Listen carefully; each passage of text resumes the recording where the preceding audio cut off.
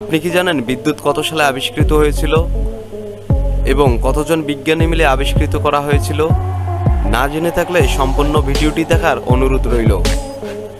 বিদ্যুৎ একটি সুদীর্ঘ ও জটিল ইতিহাসের পণ্য, যা বহু শতাব্দী ধরে মানুষের কৌতূহল ও গবেষণার কেন্দ্রবিন্দু। এর আবিষ্কারের ও উন্নয়নের পথে অনেক বিজ্ঞানী ও গবেষকের ভূমিকা রেখেছেন। আমাদের সভ্যতার ইতিহাসে বিদ্যুৎ একটি গুরুত্বপূর্ণ ভূমিকা পালন করেন।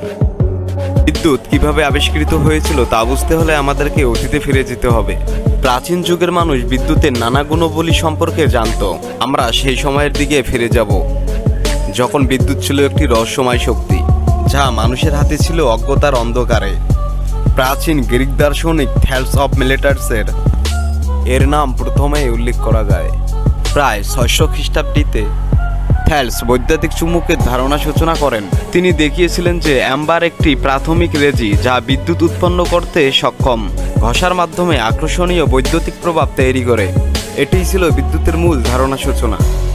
থ্যালসের এই আবিষ্কার ছিল একটি প্রাথমিক পদক্ষেপ, যা ভবিষ্যতের বিদ্যুতের মৌলিক বৈশিষ্ট্যগুলোকে বোঝার ভিত্তি স্থাপন করে।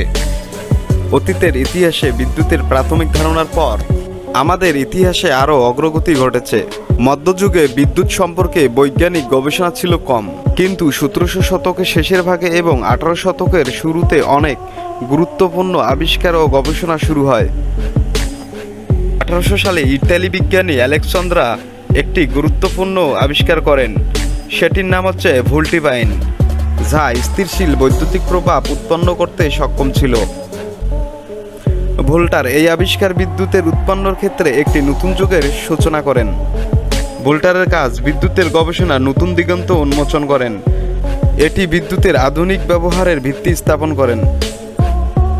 এছাড়া মাইকেল ফ্যারাডে 1821 সালে চুম্বক বিদ্যুতের ধারণার উপর কাজ শুরু করেন।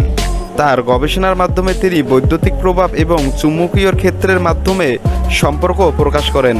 ফ্যারাডের কাজ বিদ্যুতের মৌলিক নীতিগুলো বোঝার ক্ষেত্রে অত্যন্ত গুরুত্বপূর্ণ ছিল।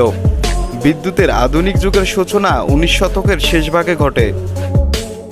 এর মধ্যে প্রধান দুইটি বিজ্ঞানীর নাম উল্লেখযোগ্য: থমাস এডিসন এবং নিকোলা টেসলা। থমাস এডিসন ছিলেন একজন উদ্ভাবক এবং উদ্যোক্তা, যিনি বৈদ্যুতিক বাতি এবং বিদ্যুতের বাণিজ্যিক ব্যবহারের ক্ষেত্রে অনেক গুরুত্বপূর্ণ অবদান রেখেছেন। তার সবচেয়ে উল্লেখযোগ্য আবিষ্কার হলো লাইট বাল্ব, যা বৈদ্যুতিক বাণিজ্যের ব্যবহারের বিপ্লব ঘটায়।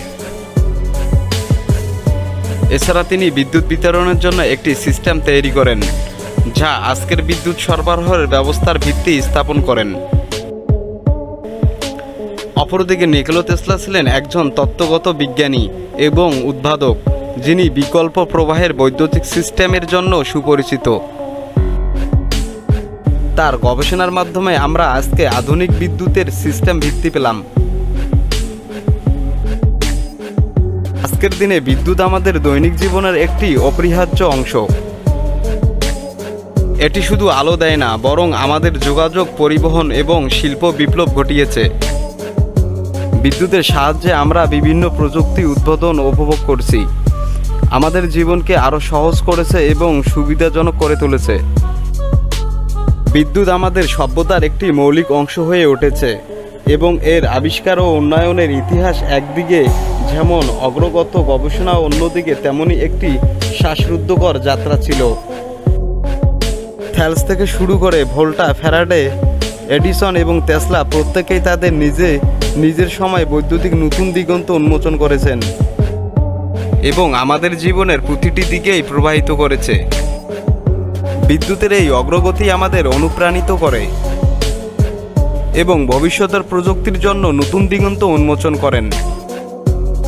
আমাদের উচিত বিদ্যুতের যথাযথ ব্যবহার করে এবং উন্নয়নের মাধ্যমে একটি উন্নত ও সাস্টেইনেবল ভবিষ্যৎ নির্মাণ করা। ভিডিওটি যদি এতটুকুও ভালো লেগে থাকে আপনাদের, অবশ্যই একটি লাইক করুন। এরকম নিত্য নতুন ভিডিও পেতে আমাদের চ্যানেলের পাশেই থাকুন। ধন্যবাদ।